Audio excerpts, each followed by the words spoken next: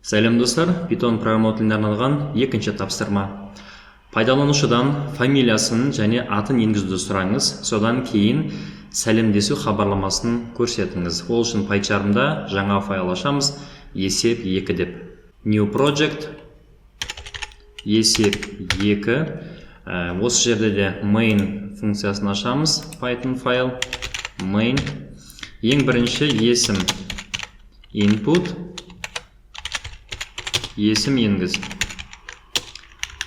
Ctrl-D, осыны көшіреміз да, оған тегі деп жазамыз.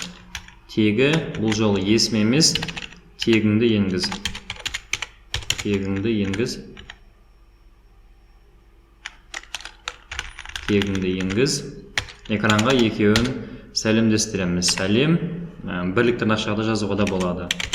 Сәлем, өтір, есім, өтір, тегі. Ctrl-Alt-L, компиляцияға жібереміз. Есім Құрбаналы, тегіңіз Есенбеков.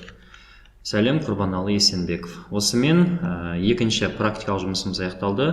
Программаның шешімі презентацияда да берілген.